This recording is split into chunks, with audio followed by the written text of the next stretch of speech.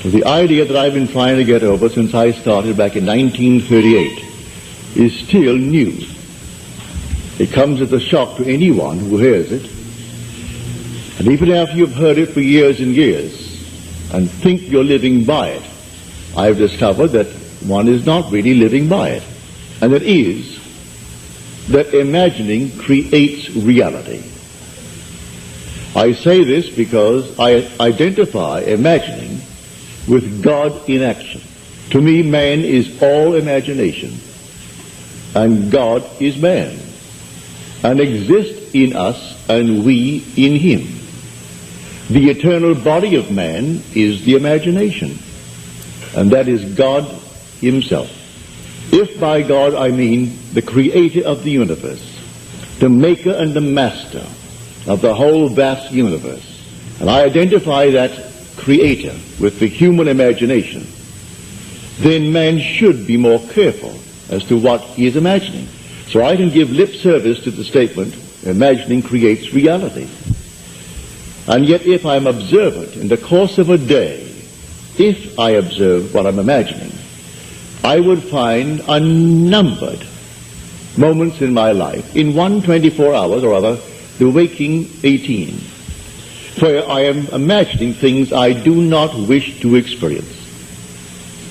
If I really believed that imagining creates reality, I would be more careful, more concerned about what I'm imagining. So I will give it lip service and say imagining creates reality and go blindly on imagining anything other than what I want to create, beginning with the morning paper and reacting to things that you do not know, whether they be true. They could be planted by some press agent, planted by some lobbyist. You do not know. And here we react as we read, and then we go through the life in just 24 hours and find that most of the 24 hours we spend imagining what we do not wish to experience. If man would only look upon the world as a world of appearance, behind which the reality of imagining lay, he would find the truth. He would find God. Now this is totally told in the 17th chapter of the book of Acts. Now it's a story. Whether it was historically true or not, it doesn't really matter. It is said that the men of Athens spent all day in the marketplace looking for a new idea, either telling one or hearing one. Then came upon the scene one called Paul, and they wondered, what has this babbler to say? What is his new idea? And he told them the idea of Jesus and the resurrection. And we are told the Epicureans and the Stoic philosophers mocked him and scoffed at him. Others said, we will hear more about this later. And he said to them, and this is all ironical, if you read it carefully, he said, O men of Athens, I see in every way you are very religious. For as I passed by, I observed the objects of your worship. Now, right away, that's irony. The objects of their worship. Then he said, I noticed this inscription over an altar, to an unknown God. What you therefore worship, unknown, I declare to you. Then he tells them of the only God, the God that created everything. And he's not a God afar off. He is indwelling. He is within every single being in the world, the God of the universe. Not made with hands. You won't find him in a temple, in a church, in a cathedral, or the little objects of your worship that you make of man with your own hands and then worship him and call him Apollo. But here the God that I speak of is within everyone. That's the God of whom I speak. That's the God that raises from the dead. Well, they laughed and they mocked him.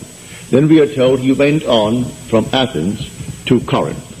What he performed there, no one knows. Whether Athens ever took him up, because they were the wise men. They were called the very learned men of the day. We have them today too. They scoff at anything that is not part of their great voluminous works. But I am telling you, if, as Paul said to the Athenians, if you would only feel after him, you'd find him. If you would feel after him, you would find him. He is buried in every child in the world, this universal being, and yet one. Billions of us, and yet only one Lord. And that one Lord, in his fullness, is buried in you, individually. And when you awaken, you are he. So tonight, take a go. Make it a lovely go. Either for yourself or for another. For any time that you exercise your imagination lovingly on behalf of another, you're mediating God to that other. So, bring a friend before your mind's eye. Represent him to yourself as the man or the woman that you would like them to be. And don't tell them, ask for no praise, just assume that they're talking to you and telling you the most marvelous news about themselves. And you congratulate them on that good news. And go your own way. Believe in the reality of that imaginal act. It may happen tomorrow. It may happen the day after, or a week later, or a month later.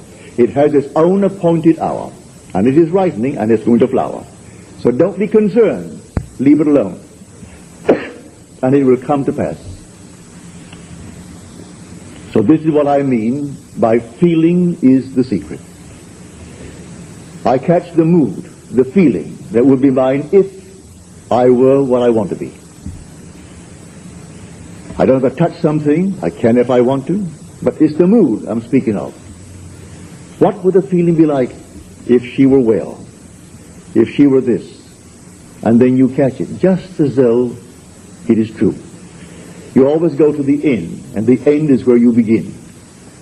We're always imagining ahead of our evidence. So go to the end, and feel the end, and then dwell in that end, even though reason denies it, and your senses deny it. You've turned your back upon the doubters. That is your senses, and what reason dictates. That's the hell, or the devil, or Satan in the world. That's the doubter. So you turn your back upon it. And then you walk as though things were as you want them to be. And living in that assumption, it slowly hardens into fact. Even though at the moment of the assumption it was denied by reason, an assumption, though false, if persisted in, will harden into fact. So you learn to assume and learn to persist in the assumption, and it will come to pass.